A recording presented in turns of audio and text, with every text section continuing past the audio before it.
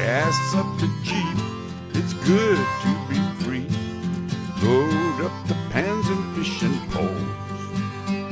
The highway is long, the wheels turning round. Pack up the cook stove and the bowls. Arlo and I, we hit the open road. Arlo and I are on the road.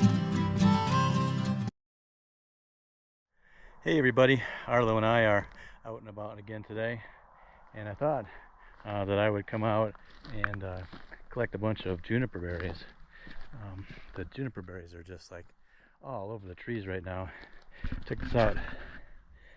Look at that.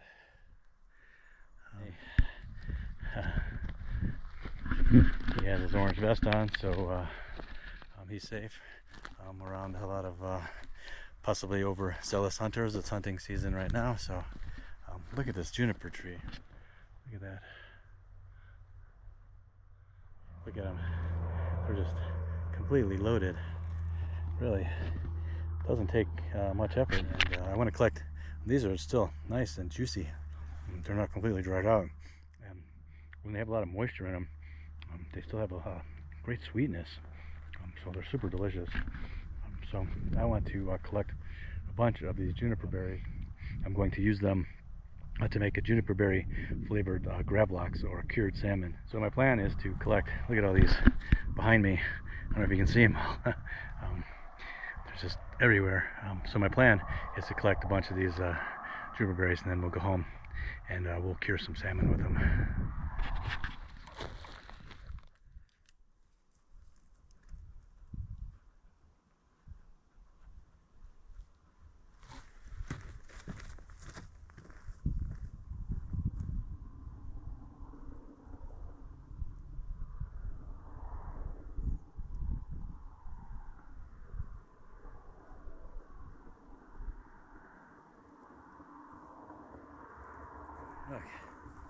Look at those beautiful juniper berries. Hey, look at those, Arlo. You want one? Here you go. Yeah.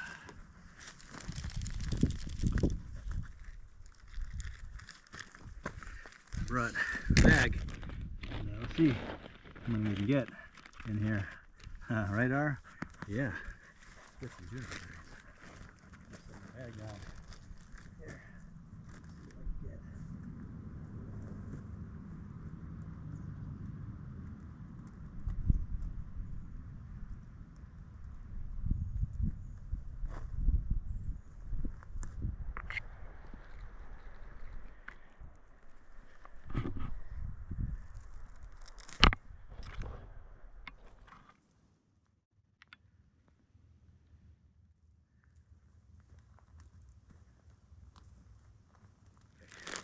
So just in a couple minutes, I've collected a whole bunch of these juniper berries, and way more than I'm going to need for my project. But I want to collect a good amount of them so that I can dry them and have them in my pantry, like I said, for the winter.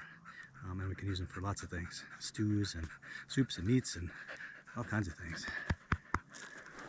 And all these juniper berries all over this tree. This is just one tree, and there are all of these juniper trees all around.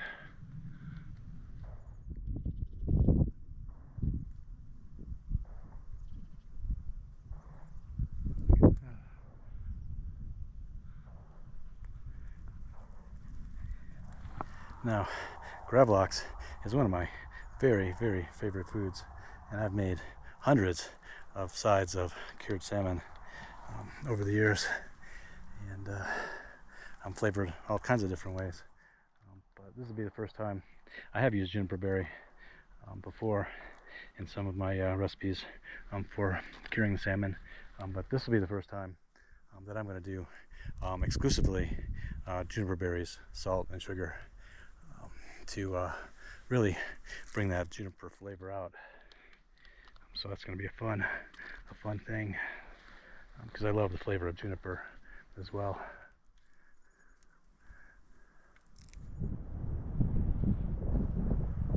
Well, I'm back in the kitchen. I have our nice big bag of juniper berries, And like I said, what I wanted to do was do a nice cured salmon, a Gravlax. So I have some salmon here. I have our, of course, our juniper berries, some salt and some sugar.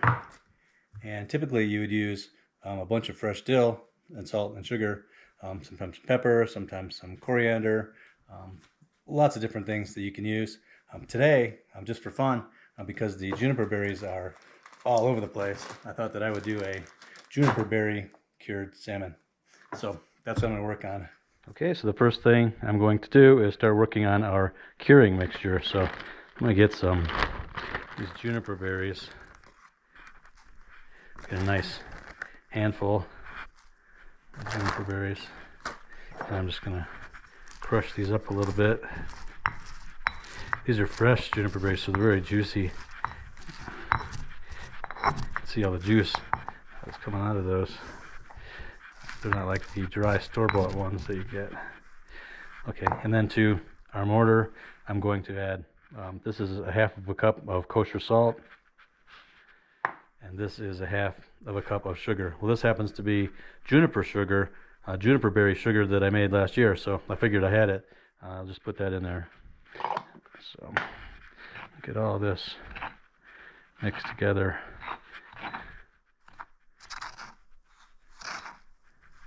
I found, now I've cured a lot of salmon, and I found that the 50-50 mixture of sugar and salt is a perfect blend, at least for the flavor profile that I enjoy.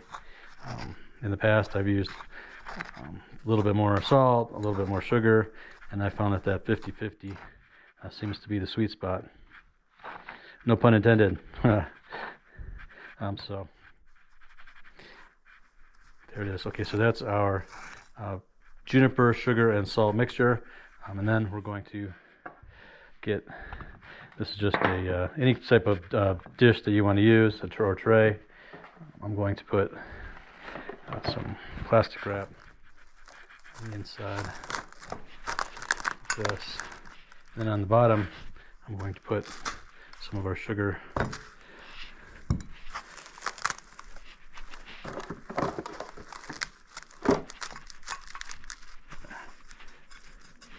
Just like that, and then lay our salmon fillets in here. Okay, and then the rest of our sugar and salt mixture on top. Okay,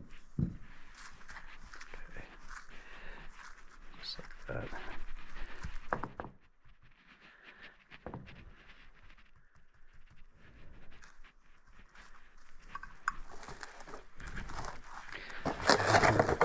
Plastic, and then I'll wrap this plastic around just like that.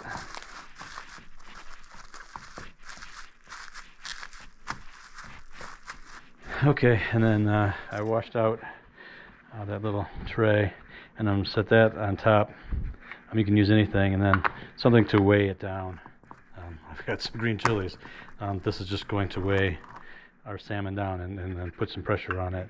So we have our salmon ready. It's wrapped in plastic with its curing mixture. We have a weight on top. This is going to go into the refrigerator for, it depends on how cured you like it and how thick your salmon is, somewhere between 24 to 48 hours. What I'm going to do is put this in for a while, maybe like 12 hours, and then I'm going to flip it over, put the weight back on it, and then tomorrow I will check and see how far along it is. If it feels like it's still a little soft, I'll let it go for a little bit longer. I can go for another 12 hours or another day. But if it feels like it's starting to get a little more firm, I might just go for the 24 hours. So we'll see in a little bit. So okay, so I'll put this in the fridge and I'll see you tomorrow. So our salmon has been sitting in the brine for about a day and a half now, and I think it's about where I want it to be. So I'm going to take it out of the plastic. I'm going to rinse it off, and then let's take a look at it. Okay, so there's our salmon. I rinsed it off underwater and I patted it dry. You can see how it's really changed in color and in texture. The the color has gotten darker, and it seems like a little more translucent, and it's much firmer. You can see that. Look at that, it really has changed. Now I know I said that I was going to do these all completely with juniper berries, but I'm going to take one of these and I'm going to put some dill on top, just like this. Make it nice and pretty. I have to have dill. Couldn't escape it, so I'm going to pack that on there nicely like that. Okay, so our Gravlax are ready, and I'm going to start slicing them up. Alright, so I'll start with the one without the dill on it. Look at that. Look how beautiful that looks.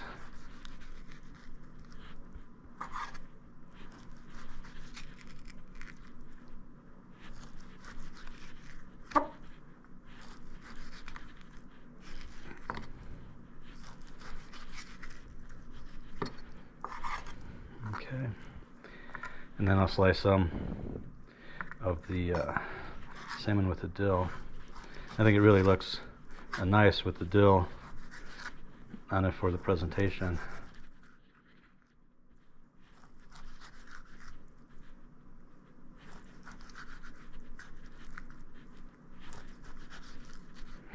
Okay.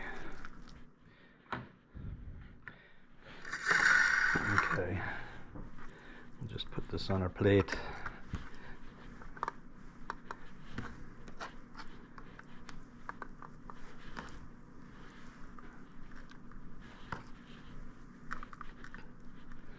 Okay. Okay, there it is. Our juniper berry cured Gravlax. I also made sort of a tray of toppings and condiments to go with our Gravlax, and then I'm going to eat it on some of this crisp bread. You could easily do this on a bagel with cream cheese. That would be delicious as well. But today I have, well, this is a sauce. You've seen me make this before. I made it for some crawfish. This is just sour cream, some of this Beaver brand sweet hot mustard, and some chopped dill in there. And then I also have some sliced tomato, some lemons, lemon wedges, some thinly sliced onion. Red onion would be nice if I had it. And then I also have some hard-boiled eggs. That is it. Oh, it smells so good. I can't wait to try this. Look at that. Now, this is my absolute favorite thing to eat for breakfast. Any kind of cured or smoked salmon is my absolute favorite. Gravlax, lox and bagels. Oh man, that's what I live for. This is my absolute favorite breakfast. So I'm super excited to get in here and try this. So let's see. First, I'm going to try a little bit of the salmon all by itself.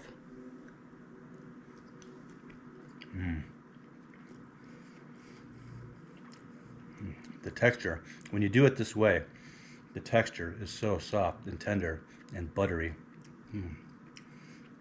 That is so good. And the flavor of the juniper berries is pow! It's so delicious.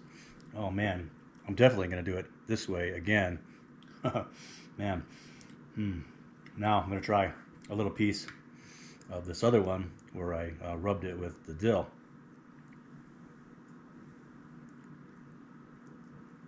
And I know that's going to be delicious as well. Oh.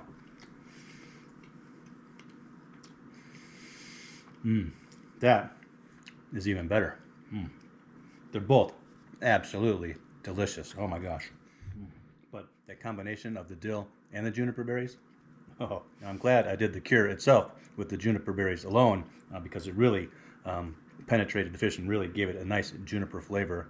And then adding the dill, which has a nice bright flavor at the end, really makes a nice contrast to that. If I would have put the dill at the beginning, the dill would have really blended with the juniper berries, which isn't a bad thing, but I think the juniper would stand out a lot less. So I think this way is a perfect way to do it.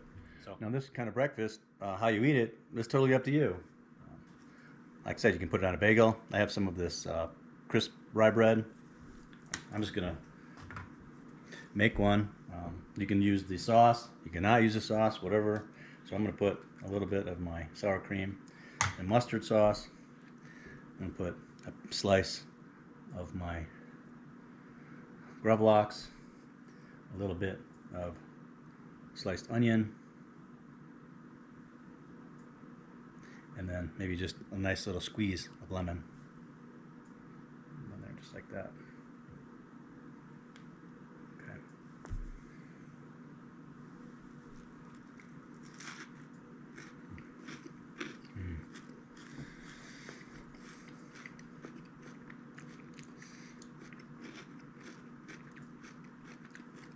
Not really. Does it get any better than that? I don't think so.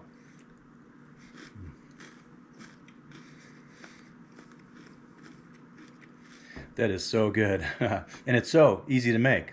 All you need is some nice fresh salmon, some salt, some sugar, and then whatever flavorings you want to put in it. Typically, traditionally, you would put lots of dill, fresh dill mixed in it, although you can use dried dill too, that works. But also traditionally, juniper berries are a traditional thing to put in there. Coriander.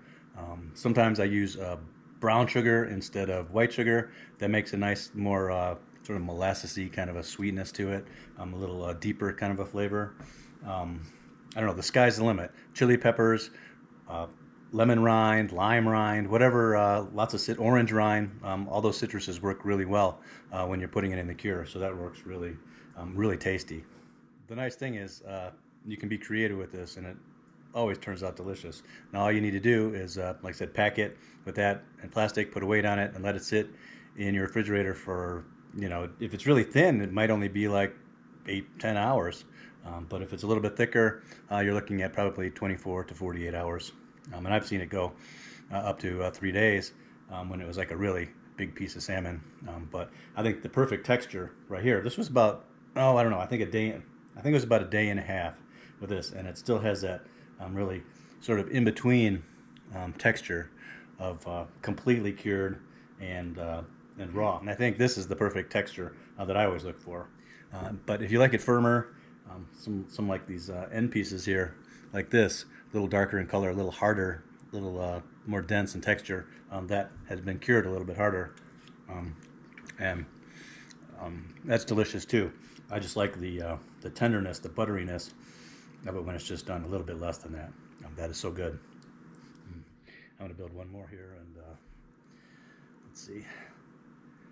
I can put a little bit of my sauce, another piece of salmon, a little lemon. I think this time I'll put a little tomato on there, and then the onion. Don't need that much. And the onion. There we go. Looks great.